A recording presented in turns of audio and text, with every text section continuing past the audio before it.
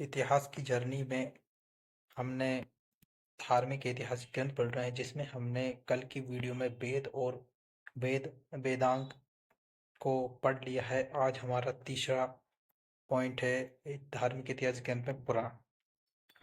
पुराण क्या होती हैं? तो पुराण में क्या आता है कि भारतीय ऐतिहासिक कथाओं का सबसे अच्छा जो क्रमबद्ध विवरण है वो कहाँ मिलता है? हमें पुराण में मिलता है। मतलब जो हमारी भारतीय जो इतिहास की पुरानी कथा हैं, इनका हमें एक क्रम से विवरण मिलेगा, वो हमें मिलेगा पुराण में। इसके जो पुराण के रचयिता हैं वो लोमहर्ष जी हैं और उनके पुत्र हैं जिनका नाम है उग्रसेवा। लोमहर्ष जी और उनके पुत्र उग्रसेवा ने पुराणों की रचना की है। अधिकांश जो पुराण है वो के संस्कृत श्लोक में रचित है। मतलब हमारे जो पुराण जो है वो किस में रचित है? तो संस्कृत के श्लोक में रचित हैं। पुराणों का पाठ कौन करता है? अब क्वेश्चन आता है कि पुराणों का पाठ कौन करता है? तो पुराणों का पाठ जो करता है वो करता है पुजारी। पुराणों का पाठ कौन करता है? तो पुराणों का पाठ करता है पुजारी। पुराणों का पाठ कौन करता है? पुजारी करता है। स्त्री और शूद्र को इनके पाठन की अनुमति नहीं थी, हालांकि वे उन्हें सुन सकते थे। देखो, जो पुराण है, पुराण क्या है? तो भारतीय ऐतिहासिक कथाओं का सबसे अच्छा जो क्रमबद्ध विवरण मिलता है वो हमें पुराणों में मिलता है। ठीक है, एक पॉइंट हो गया। पुराणों के जो रचयिता हैं उनको कौन है? तो ये लोमहर जी और उनके पुत्र उग्रसेवा जी हैं। अधिकांश जो पुराण है वो किसमें? संस्कृत के श्लोक में है, संस्कृत श्लोक में रचित हैं। इनके जो पाठन कौन करता है? तो इनका पाठन पुजारी करता है। एक पॉइंट, पांचवा पॉइंट हमारा है कि जो स्त्री और शूद्र हैं इनको पाठन की अनुमति नहीं थी। ये सिर्फ क्या कर सकते थे? सुन सकते थे। ये क्या कर सकते थे? सिर्फ सुन सकते थे। ठीक है, आगे हम बढ़ते हैं। तो पुराणों की संख्या पूछी जाती है एग्जाम में कि टोटल पुराणों की संख्या कितनी? तो टोटल पुराण कितने? 18। इनमें कुछ प्रमुख पुराण हम देखेंगे, जिनमें आता है एक मत्स्य पुराण। मत्स्य पुराण, मत्स्य पुराण क्या सबसे प्राचीन है? सबसे प्राचीन पुराण कौन सी है? मत्स्य पुराण है। ये आंध्र प्रदेश जो सातवाहन के वंश की इसमें जानकारी हमको प्राप्त होती है। किससे? मत्स्य पुराण से। अगला आता है विष्णु पुराण। विष्णु पुराण किसने लिखी? विष्णु पुराण मोरवंश से संबंध जानकारी प्राप्त होती है। वायु पुराण गुप्त वंश से संबंध जानकारी प्राप्त होती है।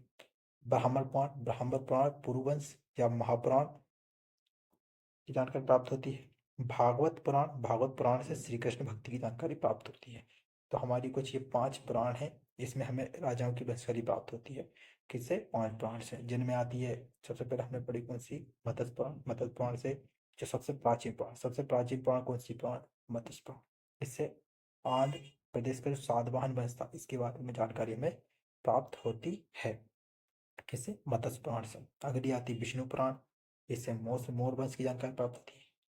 वायु पुराण से गुप्त वंश की जानकारी प्राप्त होती है। इसके बाद ब्राह्मण पुराण पुरु या महापुराण की जानकारी प्राप्त होती है। इसका बाद आता है महाभारत पुराण, इससे श्री कृष्ण भक्ति की जानकारी प्राप्त होती है।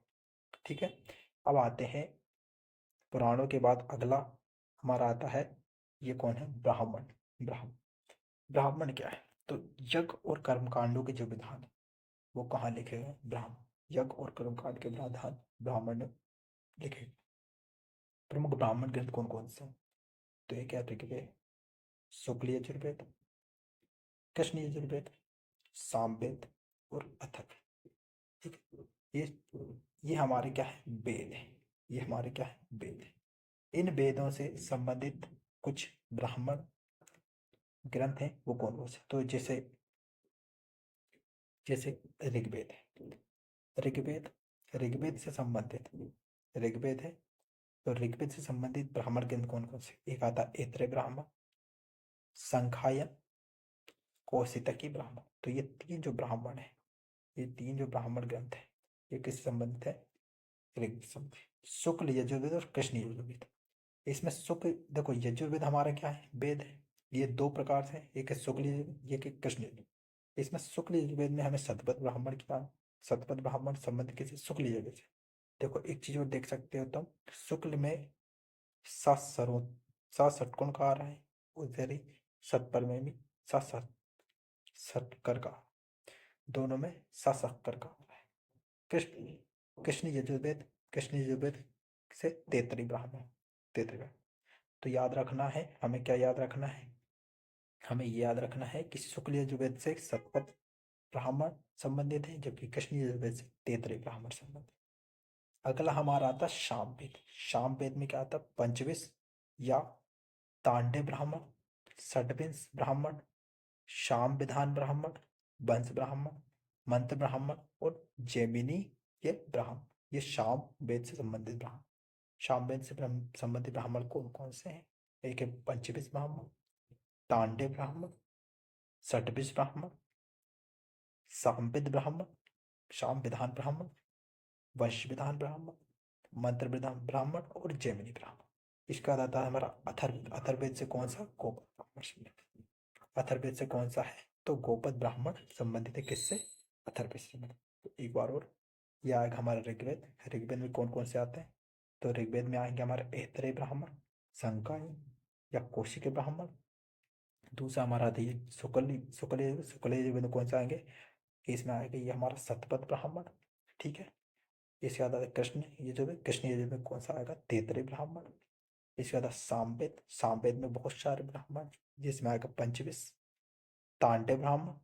इसके बाद आता है षड्विंश ब्राह्मण, शामविधान ब्राह्मण, वंश ब्राह्मण और मंत्र ब्राह्मण। इसके बाद आता है जैमिनी ब्राह्मण। ये सारे ब्राह्मण किसमें आते हैं? शामवेद।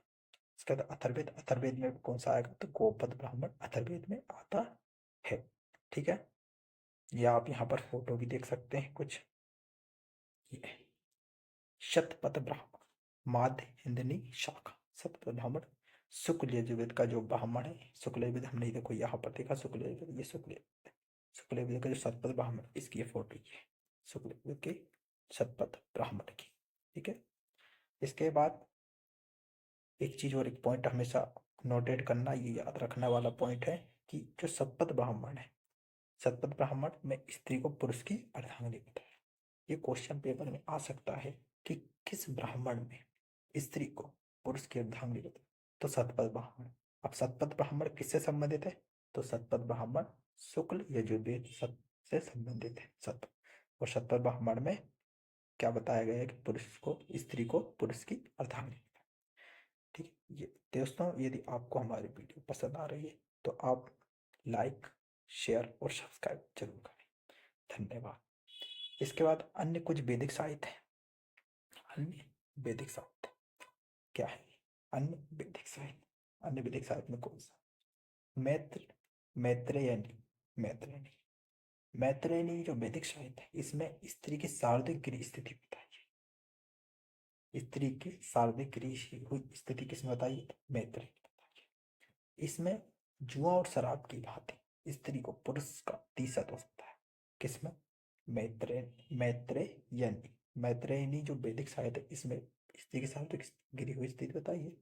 जुआ और शराब की भांति स्त्री को पुरुष का तीसरा दोष पता है। ठीक है। आगे आता हमारा मनुस्मृति। मनुस्मृति क्या है? ये सबसे प्राचीन स्मृति ग्रंथ है। सबसे प्राचीन स्मृति ग्रंथ कौन सा है? एक क्वेश्चन आता है कि सबसे प्राचीन स्मृति ग्रंथ कौन सा है। ठीक है। तो सबसे प्राचीन स्मृति ग्रंथ हमारा कौन सा है? ये हमारा मनुस्मृति। मनुस्मृति सबसे प्राचीन स्मृति। ये मनुस्मृति किस काल से संबंधित है? ये शुंग काल से संबंधित ग्रंथ। किस संबंधित ग्रंथ है? शुंग काल से संबंधित ग्रंथ है। ठीक है। तो हमने देखा, क्या देखा? हमने देखा कि मनुस्मृति ये सबसे प्राचीन ग्रंथ है। एक पॉइंट याद करना। दूसरा पॉइंट याद करना है कि इसमें शुंग काल के ग्रंथ, कौन से काल का ग्रंथ? शुंग काल का ग्रंथ है। ठीक है। एक आती है नारद स्मृति। नारद स्मृति हमें गुप्त युग की जानकारी मिलती है, गुप्त युग की जानकारी। तो हमने देखो 3 पॉइंट नोटेट करना, याद करना है अपन को। 3 स्मृतियां। एक है मैत्रेयनी, इसमें स्त्री की शारीरिक क्रिया स्थित हुई। जो स्त्री को चुनाव शराब की भांति पुरुष का तीसरा दोस्त होता है। किसमें? मैत्रेय। इसका तुमने मनुस्मृति देखा। मनुस्मृति इतना, इसमें 2 पॉइंट हमें मेरे याद करना है। एक याद करना है कि सबसे प्राचीन स्मृति ग्रंथ कौन सा? मनुस्मृति। इसमें हमें शुंग काल का ग्रंथ, मनुस्मृति क्या? शुंग काल का। तीसरा आएगा नारद स्मृति। नारद स्मृति क्या है? तो नारद स्मृति गुप्त युग की जानकारी मिलती है। तो इस क्वेश्चन हमारा ऐसा बन सकता है कि गुप्त युग की जानकारी कौन सी स्मृति मिलती है, तो हमें मिलेगी नारद स्मृति। ठीक, मैं आशा करता हूँ कि आपको हमारी वीडियो बहुत पसंद आ रही है। प्लीज लाइक शेयर और सब्सक्राइब करना ना भूलें। इसके बाद बौद्ध साहित्य, ये हमारे छठवें साहित्य, धार्मिक इतिहास साहित्य ग्रंथ के छठवें साहित्य कौन से हैं? तो छठवें साहित्य बौद्ध साहित्य। बौद्ध साहित्य में जातक कथाएं और एक त्रिपिटक है। ठीक है, जातक कथाएं, इसमें बुद्ध के पूर्व जन्म की कहानी। तो एक क्वेश्चन पेपर में बहुत आता है कि बुद्ध के पूर्व जन्म की कहानी हमें कहाँ से मिलती है? तो ये प्राप्त होती है जातक कथाएं से। इसके बाद बौद्ध साहित्य में ही त्रिपिटक आते हैं। त्रिपिटक में कौन कौन से थे? त्रिपिटक कौन कौन से हैं? तो विनय पिटक, सूत पिटक, अभिधम पिटक। कौन कौन से? विनय पिटक, सूत पिटक, अभिधम पिटक। ये क्या कहलाते हैं? ये तीनों को संयुक्त रूप से, इन तीनों को संयुक्त रूप से त्रिपिटक कहते हैं। अब इनकी भाषा क्या है? इनकी भाषा है हमारी पाली। मतलब बौद्ध साहित्य की भाषा, ये क्वेश्चन भी आ सकता है कि बौद्ध साहित्य की भाषा क्या है? तो बौद्ध साहित्य की भाषा क्या है? पाली। ठीक है, बौद्ध साहित्य की भाषा क्या है? पाली। इसके बाद इसकी दो हीन यान महायान दो शाखा थी बौद्ध की। इसमें हीनयान शाखा है, हीनयान शाखा। इसका प्रमुख ग्रंथ कौन सा है? तो इसका प्रमुख ग्रंथ कथा वस्तु है। कथा वस्तु से हमें क्या लगता है? कथा वस्तु तो महात्मा बुद्ध का जो जीवन चरित्र है, ये किसमें लिखा? यह है कथा वस्तु में लिखा गया है। बौद्ध साहित्य के बाद अब अगला ऐतिहासिक ग्रंथ है जिसका नाम है जैन साहित्य। धार्मिक ग्रंथ, ऐतिहासिक ग्रंथ में जैन साहित्य अगला ग्रंथ है। इसमें जैन साहित्य को आगम कहा जाता है। जैन साहित्य को हम क्या कहते हैं? तो जैन साहित्य को आगम कहते हैं। प्रमुख जैन साहित्य कौन कौन से हैं? तो इनमें एक है भगवती सूत्र, एक है कल्प सूत्र। भगवती सूत्र में स्वामी महावीर के जीवन कृत्य का वर्णन दिया गया है। ठीक है, तो जैन साहित्य को क्या कहते हैं? जैन साहित्य को आगम कहते हैं। कुछ जो प्रमुख जैन साहित्य है, इनमें भगवती सूत्र, कल्प सूत्र है। भगवती सूत्र स्वामी महावीर के जीवन कृत्य का जो वर्णन मिला है वो हमें भगवती सूत्र में मिला है। और कल्प सूत्र जैन धर्म का जो प्रारंभिक इतिहास है, जैन धर्म का प्रारंभिक इतिहास कहाँ मिला है? तो जैन धर्म का प्रारंभिक इतिहास की जानकारी हमें कल्प सूत्र से मिलती है। और महावीर के जन्म की जानकारी हमें भगवती सूत्र से मिलती है। ठीक है, अब जैन साहित्य के कितने अंग हैं? तो जैन साहित्य के टोटल कितने? 12 अंग हैं। ये 3 पॉइंट हमें याद रखना है। ठीक है,